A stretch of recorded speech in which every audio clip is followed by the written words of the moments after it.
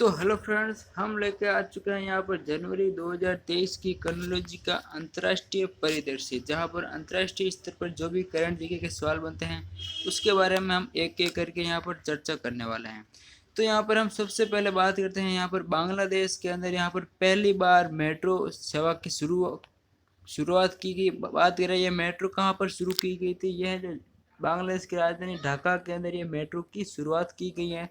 और सबसे इम्पोर्टेंट यहाँ पर यह सवाल बनता है कि बांग्लादेश के अंदर हाल ही में मेट्रो की शुरुआत शुरू की गई वो किस देश की सहायता से शुरू की गई है। तो यहाँ पर जापान देश की सहायता से ये शुरू की गई हैं। ये इसमें इम्पोर्टेंट सवाल बनते हैं। बाकी ये कितने किलोमीटर की लंबाई है, कहाँ से कहाँ तक, इतना इम्पोर्टेंट नहीं होता है। और यहाँ पर अगर देखना भी चाहे तो यहाँ पर ये दियाबारी से लेकर अगरगांव स्टेशन के बीच यहाँ पर ये अभी शुरुआत में चली जाएगी। बाकी इतना ज़रूर याद रखना है कि यह जापान देश की सहायता से शुरू की जा रही है। अब हम अगले सवाल की यहाँ पर बात करें, जो कि मालदीव के जो पूर्व राष्ट्रपति थे अब्दुल्ला यासीन, इनको हाल ही में जो 11 साल की सज़ा सुनाई गई है मालदीव सुप्रीम कोर्ट के द्वारा। तो यहाँ पर बात करें ये मालदीव के राष्ट्रपति किस समय थे, तो यहाँ पर ये 2013 से लेकर 2018 के बीच ये राष्ट्रपति रह चुके हैं। और यहाँ पर किसके लिए यहाँ पर इससे सज़ा सुनाई गई है, तो यहाँ पर उनके ऊपर काफ़ी भ्रष्टाचार के मामले दर्ज किए गए हैं उनकी, इस वजह से उन्होंने धन शोधन और भ्रष्टाचार की दोषी ठहराया था, उन्हें यह सज़ा दी गई है। तो यहाँ पर एक इंटरनेशनल लेवल पर यह करंट जी के बन जाते हैं कि हाल ही में किस देश के राष्ट्रपति को 11 वर्ष की सजा दी गई है, तो मालदीव के राष्ट्रपति अब्दुल्ला यासीन को ये दी गई है। इस प्रकार आप याद रख सकते हैं। अब हम बात करते हैं विश्व बैंक के द्वारा किस देश में जेंडर उत्तरदायी टूल किट लॉन्च किया गया है, तो वो हमारे प्यारे भारत के अंदर ही लॉन्च किया गया है। किसके द्वारा लॉन्च किया, तो विश्व बैंक के द्वारा। और यहाँ पर यह स्थानों को सार्वजनिक स्थानों को सक्षम बनाने के लिए टूल किट है जो 8 दिसंबर 2022 को लॉन्च किया गया है। वही इसके बारे में हम थोड़ा इसके बारे में पढ़ लेते हैं कि ये टूल किट होता क्या है, इसका उद्देश्य क्या है। तो यहाँ पर उद्देश्य की बात की तो है इस टूल किट को लॉन्च करने का उद्देश्य महिलाओं की यात्रा आवश्यकताओं के लिए अधिक समावेशी सार्वजनिक परिवहन को डिजाइन करने के तरीके के बारे में भारतीय शहरों को मार्गदर्शन करता है। यानी कि महिला के पर्यटन और परिवहन व्यवस्था के लिए इसे यह शुरू किया गया है, टूल किट को शुरू किया गया है। और किसके द्वारा, विश्व बैंक के द्वारा भारत के अंदर शुरू किया गया है। अब हम अगले सवाल यहाँ पर बात करें म्यांमार के बारे में। जैसे कि पता ही है, पहले यहाँ पर आंग सान सू की म्यांमार की राष्ट्रपति थी, उसके बाद वहाँ की सेना ने तख्ता पलट करते हुए उन्होंने सैन्य शासन वर्तमान में चल रहा है। और यहाँ पर बात करें सैन्य शासन चल रहा है, सैन्य शासन के दौरान वहाँ का प्रमुख कौन है, तो यहाँ पर वर्तमान में सैनिक शासन जनरल मील आंग हानसेन म्यांमार के राष्ट्र अध्यक्ष है। ये आपको नाम याद रखना है। तो यहाँ पर बांग्लादेश से संबंधित यहाँ पर न्यूज़ में यहाँ पर बात करें तो नहीं, आई मीन म्यांमार संबंधित क्या है कि यहाँ पर हाल ही में जो यूएनएससी में म्यांमार में मानवाधिकार संकट को लेकर पहला प्रस्ताव पारित किया है 21 दिसंबर 2022 को, कि यहाँ पर उनकी आंग सान सू की को जेल से बाहर निकला जाए, वहाँ के लोगों को जिनको जेल में डाला गया उनको यहाँ पर बाहर निकल जाए। और मानव अधिकार से संबंधित यहाँ पर यूएनओ के अंदर आवाज़ उठाई गई है, उससे यहाँ पर ये संबंधित है। तो यहाँ पर ये प्रस्ताव पारित किया गया है। तो आपको याद रख लेना है, हाल ही में पूछा जा सकते हैं कि संयुक्त राष्ट्र सुरक्षा परिषद द्वारा किस देश के संकट को लेकर पहला प्रस्ताव पारित किया, जिसमें उनके लोगों को मानव अधिकार के उल्लंघन के खिलाफ उनको बचाने के लिए यहाँ पर पारित किया। तो यहाँ पर म्यांमार देश हो जाएगा।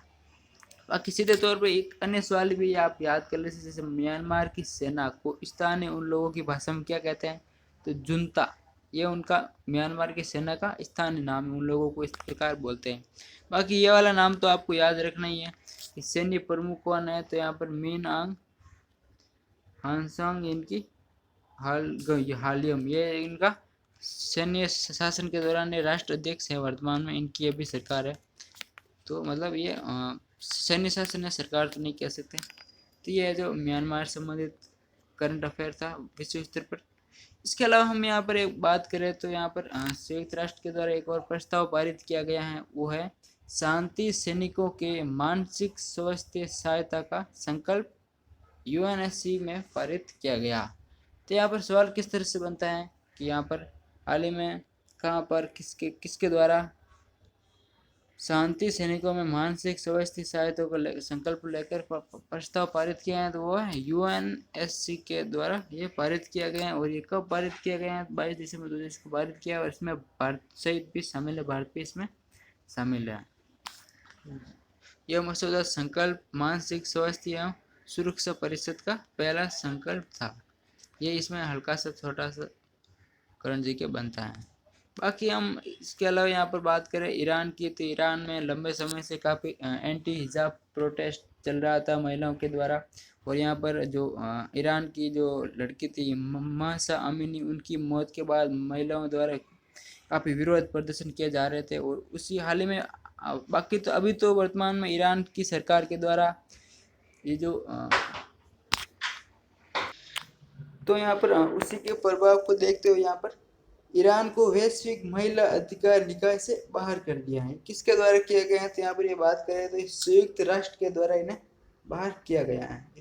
और इसे बाहर करने के बाद उस किसी भी देश पर काफ़ी व्यापार से संबंधित प्रतिबंध लगा दिए जाते हैं, उसका आर्थिक रूप से काफ़ी नुकसान होता है।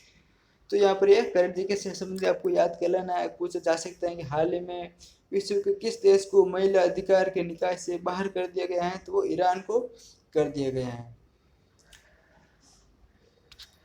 बाकी हम अगले सवाल की यहाँ पर बात करें तो वह वर्ल्ड कॉस्ट ऑफ लिविंग सर्वे जो रिपोर्ट आई है, तो पहले तो सबसे इम्पोर्टेंट यही सवाल बन जाता है कि ये रिपोर्ट किस संस्था के द्वारा जारी की जाती है? तो हो जाएगा इकोनॉमिक्स इंटेलिजेंस यूनिट, इनके द्वारा यह जारी की जाती है। वही बात करें world wide cost of living, यानी कि किसी भी देश में रहने के लिए यहाँ पर कितना खर्चा आता है, वही इसी की यहाँ पर रिपोर्ट है। किस देश में अधिक, किस शहर में रहना ज़्यादा खर्चा आता है, किस में सस्ता होता है, उसी की यहाँ पर ये रिपोर्ट जारी की जाती है। तो यहाँ पर बात करते हैं शीर्ष स्थान किस देश का है? सिंगापुर और अमेरिका का इसमें शीर्ष स्थान पर है, यानी कि ये वो सबसे महंगे शहरों में आते हैं जहाँ पर रहने के लिए सबसे ज़्यादा खर्चा आता है। तो यहाँ पर इस रिपोर्ट के तहत विश्व के 172 शहरों में रहने वाले लागत वार्षिक रूप से औसत 8.1% बढ़ी है, यानी महंगाई और ज़्यादा बढ़ी है। यह दर विगत 20 वर्षों में सर्वाधिक है, यानी कोविड का असर इस पर पड़ा है महंगाई पर। तो यहाँ पर बात करें तो सिंगापुर और न्यूयॉर्क संयुक्त रूप से यहाँ पर सबसे महंगे शहरों में शामिल है। और वहीं बात करें अन्य शहर भी हम नाम दे रखे हैं। और हम थोड़ा बाकी अन्य देशों में तीसरे स्थान पर कौन से देश है? सिंगापुर पहला आ गया, न्यूयॉर्क अमेरिका का देश है यहाँ पहला आ गया। तीसरा देश कौन है? तेल अवीव, जो कि इजराइल का देश है। यह तीसरा सबसे महंगा शहर है। अब यहाँ पर इसमें बात करें तो यहाँ पर तीनों शहरों का नाम याद कर लेना है, सिंगापुर, न्यूयॉर्क, तेल अवीव, है ना। और रैंक भी यहाँ पर दे रखे 172, 171 और 170। अब ये वहीं पर हम भारत की स्थिति के बारे में देखते हैं, भारत की स्थिति क्या है, इसमें कौन सा शहर महंगा है। तो यहाँ पर निचले पायदान पर मौजूद प्रमुख 10 स्थानों में 3 भारतीय शहर भी शामिल हैं, जिनकी रैंक निम्नलिखित है। कौन कौन से शहर है? कर्नाटक की राजधानी बेंगलोर, तमिलनाडु की राजधानी चेन्नई और गुजरात का अहमदाबाद शहर। ये तीनों ही यहाँ पर भारत के 3 शहर है जो सबसे महंगे, जिसके ऊपर रहने के लिए सबसे ज़्यादा कॉस्ट आता है, उनमें से ये शामिल है। बेंगलोर यहाँ पर 161 स्थान रैंक पर हैं, चेन्नई 164 रैंक पर है, अहमदाबाद 165 रैंक पर हैं, यानी ये सबसे ज़्यादा महंगे शहरों में आते हैं। और ये जो रैंक दे रखी है मतलब टोटल के बेस पर दे रखा है ना।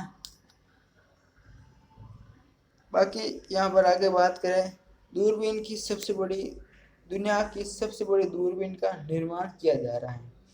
तो बात करें अगर ये सबसे बड़ी दूरबीन का निर्माण किया जा रहा है तो इस दूरबीन का नाम क्या है? तो नाम हम अगर पढ़े तो हैं स्क्वायर किलोमीटर एरे ऑब्जेक्ट्री, ये इसका नाम है। शॉर्ट फॉर्म में इसको SKAO के रूप में इसे शॉर्ट फॉर्म में यहाँ पर याद कर सकते हैं। यह दुनिया की सबसे बड़ी दूरबीन है जो जिसका निर्माण शुरू कर दिया गया है, यानी बन रही है, अभी बनी नहीं है, अभी बन रही है। कब तक ये बन जाएगी? तो इसे 2018 में निर्माण पूरा होने पर ये दुनिया की सबसे बड़ी रेडियो टेलीस्कोप बन जाएगी। और यहाँ पर इसको बनाने में लगभग 30 वर्ष का समय लगा है। तो यहाँ पर सीधी तरह आपको नाम याद कर लेना है, कब तक बन के तैयार हो जाएगी वो भी याद कर लेना। बाकी इसकी विशेषताओं के बारे में अगर हम पढ़े तो इसकी रेंज वगैरह दी हुई है। हम यहाँ पर अगले एक शिखर सम्मेलन के बारे में बात करते हैं, चीन अरब शिखर सम्मेलन। तो यहाँ पर चीन अरब शिखर सम्मेलन 2022 का आयोजन कहाँ पर किया गया था? तो ये सऊदी अरेबिया के अंदर आयोजन किया गया था, जिसमें जो चीन के राष्ट्रपति शी जिनपिंग सऊदी अरेबिया गए थे और उन्होंने वहाँ पर भाग लिया था और वहीं पर यह सम्मेलन हुआ था। और बैठक का उद्देश्य क्या है? तो वही सऊदी अरेबिया और चीन के बीच व्यापारिक और अन्य राजनीतिक संबंधों को बेहतर बनाने के लिए किया गया है। अब हम यहाँ पर पढ़े, वन इंडेक्स में शीर्ष स्थान कौन सा देश है? तो पाकिस्तान है। ये इंडेक्स है क्या? तो ये इंडेक्स है कि कोई भी देश कौन वो टॉप देश कौन सा है जिस पर जो चीन पर निर्भर है। तो यहाँ पर पाकिस्तान यहाँ पर सबसे टॉप पर आता है, जो वो देश है जो सबसे ज़्यादा चीन के ऊपर निर्भर है, यानी कि आर्थिक रूप से, राजनीतिक रूप से, हर व्यापार से वो सबसे ज़्यादा चीन पर निर्भर है। चीन ही तो सबसे ज़्यादा नहीं, पाकिस्तान ही तो सबसे ज़्यादा चीन से हथियार खरीदता है, सड़कों में निर्माण के लिए सहायता लेता है, बजट के लिए सहायता लेता है। तो यहाँ पर वो पाकिस्तान शीर्ष देश है जो सबसे ज़्यादा चीन पर निर्भर है ना। बाकी अन्य देश कौन से जो चीन के जैसे ही हैं? तो यहाँ पर अन्य देशों की बात करें तो यहाँ पर जैसे फर्स्ट पाकिस्तान आ गया, सेकंड है कंबोडिया, तीसरा सिंगापुर, चौथा है थाईलैंड, है ना। ये वो देश हैं जो चीन पर काफ़ी हद तक निर्भर है ना। इसके अलावा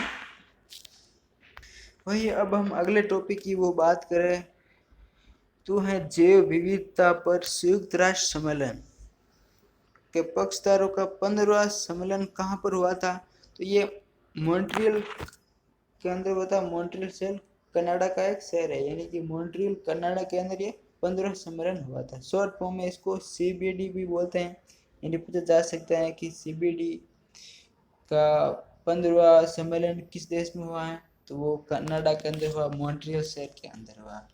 और इस सम्मेलन में कुनमिंग मॉन्ट्रियल वैश्विक जैव विविधता फ्रेमवर्क को अपनाया गया है और इसके अंतर्गत 2030 तक के लिए 4 लक्ष्य और 23 उद्देश्य निर्धारित किए गए हैं। यह भी एक इम्पोर्टेंट सवालों में से बन सकता है। रेलवे एनटीपीसी जैसे एग्जामों में इस तरह भी पूछे जाते थे, कितने लक्ष्य हैं, कितने उद्देश्य रखे गए हैं यहाँ पर। तो ये कितने 2030 तक 4 लक्ष्य रखे गए हैं और 23 इसके उद्देश्य हैं, है ना।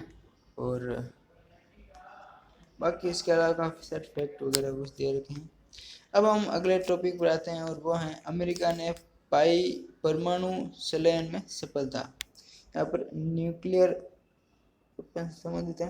अमेरिका शोधकर्ताओं ने स्वस्थ ऊर्जा का असीमित स्रोत माने जाने वाले परमाणु संलयन में सफलता प्राप्त कर ली है। इसके लिए कैलिफोर्निया स्थित लॉरेंस लिवरमोर नेशनल लेबोरेटरी में नेशनल इनिशियल फैसिलिटी में अमेरिकी वैज्ञानिकों ने परमाणु संलयन अभिक्रिया में अंजाम दिया है।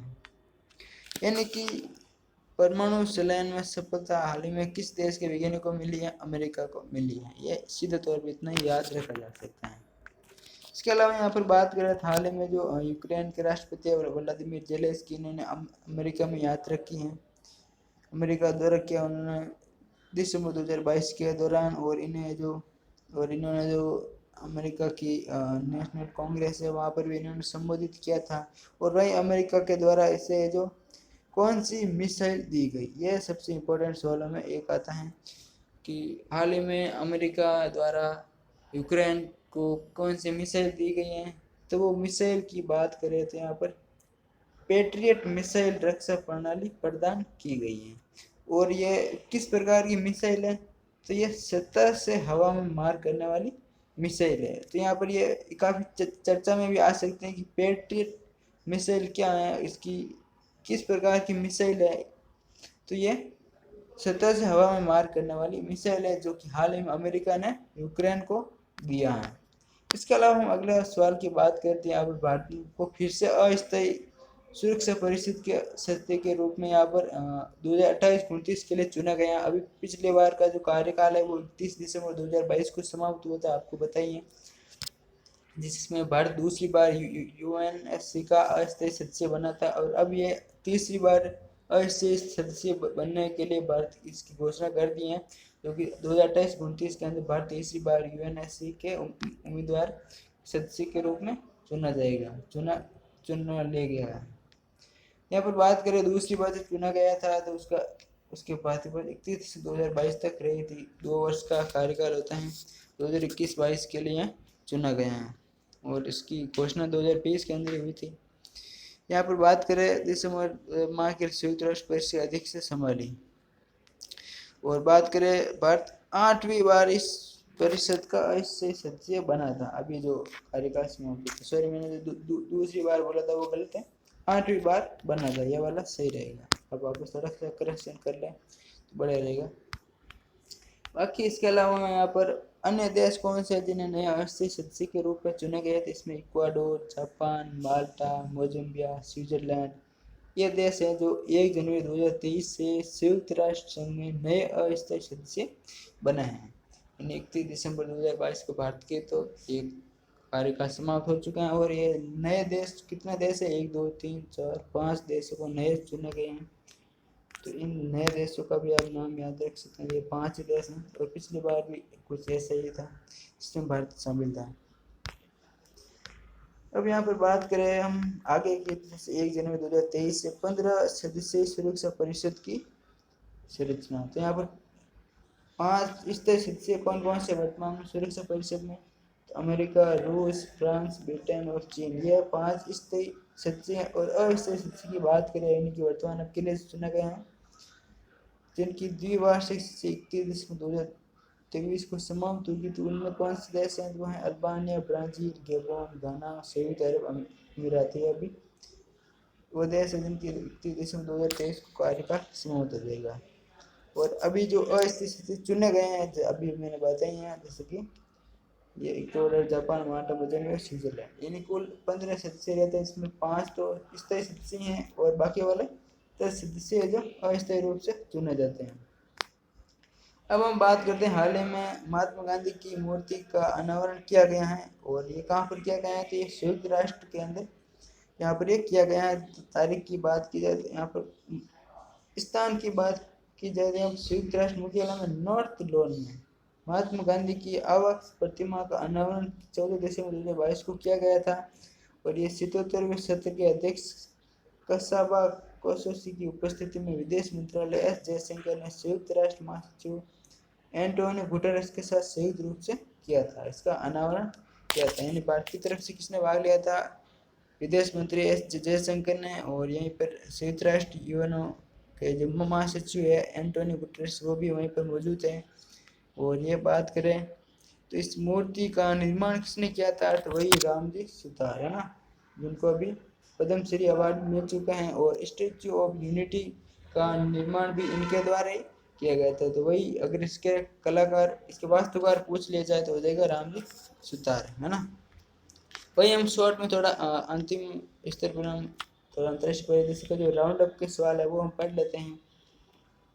तो यहाँ पर कुछ इस प्रकार है कि स्पेन के निचले सदन में 22 दिसंबर 2022 को एक ऐसे सुधार विधेयक की मंजूरी दी है जो 16 वर्ष से अधिक आयु के लोग भी बिना किसी चिकित्सक परीक्षण के कानूनी रूप से लिंग बदलने की अनुमति देता है। यानी कि हाल ही में किस देश में 16 वर्ष से अधिक आयु के लोगों को लिंग बदलने की अनुमति दे दी गई है, तो वो है स्पेन देश के द्वारा अनुमति दे दी गई है 16 वर्ष से ऊपर की आयु के लोगों को, है ना। इसके अलावा जो न्यूजीलैंड की यहाँ पर बात करते हैं, यहाँ पर तंबाकू खरीदना और बेचा नहीं जा सकता है किन लोगों पर, तो कानून पारित किया गया है। तो यहाँ पर 1 जनवरी 2009 को या उसके बाद पैदा हुए किसी भी व्यक्ति को तंबाकू खरीदा या बेचा नहीं जा सकता। इससे पहले के जो जन्म के लोग हैं वही तंबाकू खरीद या बेच सकते हैं। यानी कि जो कुल मिला के जो न्यू जनरेशन के जो यूथ है उनको यहाँ पर नशीले और तंबाकू से दूर रखने की यहाँ पर एक अच्छी पहल की शुरुआत की गई है। किसके द्वारा शुरू की गई है, ये न्यूजीलैंड की सरकार के द्वारा। इसके अलावा यहाँ पर पढ़ा जाए तो वहाँ संयुक्त राष्ट्र के एक पैनल को सिफारिश की है जो ऑस्ट्रेलिया की ग्रेट बैरियर रीफ को विश्व विरासत स्थल में सूचीबद्ध किए जाने के लिए है जो खतरे में है। तो यहाँ पर बात कर ली जाए तो यहाँ पर ये जब चर्चा में आ जाता है तो इस सवाल यही बनता है जैसे कि ग्रेट बैरियर रीफ किस देश के अंदर स्थित है, तो यहाँ पर ऑस्ट्रेलिया के अंदर स्थित है। यहाँ पर यह सवाल बनता है। भले ये बाकी यूएन स्थल में शामिल हो या ना हो, ऐसे कर दिया जाएगा, पर सवाल यहाँ पर यही बनेगा, ग्रेट बैरियर रीफ किस देश से हैं, तो ऑस्ट्रेलिया के अंदर है। और वही हम अंतर्राष्ट्रीय परिदृश्य के दिसंबर जनवरी 2023 कन्नौज का हम यहाँ पर अंतर्राष्ट्रीय परिदृश्य का यहाँ पर अंतिम पैराग्राफ पढ़े तो वो हैं, जापान की राजधानी टोक्यो के स्थानीय विधानसभा द्वारा 15 दिसंबर 2022 को पारित एक नियम से अप्रैल 2025 के बाद बनने वाले सभी घरों में सौर पैनल स्थापित करना अनिवार्य कर दिया गया है। अप्रैल 2025 के बाद जो भी घर बनेंगे उन्हें सौर पैनल यहाँ पर लगाना अनिवार्य होगा। तो यहाँ पर ये भी करण जी का सवाल बता है, किस देश के द्वारा अप्रैल 2025 के बाद बनने वाले सभी घरों में सौर पैनल स्थापित करना अनिवार्य कर दिए गए हैं, तो यहाँ पर जापान सरकार के द्वारा ये शुरू किया गया है। तो यहाँ पर इस प्रकार हमने अंतर्राष्ट्रीय परिदृश्य पर जो भी करण जी का सवाल बनता है उसके बारे में हमने यहाँ पर चर्चा की है। बाकी इसी प्रकार मैं हर महीने कन्नोलॉजी से रिलेटेड वीडियोज़ यहाँ पर अपलोड करता रहता हूँ। तो यहाँ पर अगर कन्नोलॉजी की वीडियो चाहिए तो आप चैनल को सब्सक्राइब भी कर सकते हैं। बाकी एक टेलीग्राम चैनल भी है कन्नोलॉजी से, उसकी मैं लिंक यहाँ पर डाल दूंगा, ताकि अगर आप कन्नोलॉजी की PDF वगैरह चाहिए तो मैं वहाँ पर वो PDF सेंड कर देता हूँ, ताकि वहाँ पर आप खुद भी पढ़ सकते हैं। बाकी इसमें थोड़ा क्वालिटी वाला या प्रॉब्लम है, बाकी अगला जो भी मैं कन्नोलॉजी होगी उसमें मैं बेहतर क्वालिटी को लाने की कोशिश करूँगा। बाकी इस प्रकार बाकी जो इम्पोर्टेंट होता है वो मैं बोलता जाता हूँ, तो उस आधार पर भी आप सुन के भी यहाँ पर बेहतर ढंग से समझ सकते हैं। फिलहाल इस वीडियो में इतना ही। Thank you.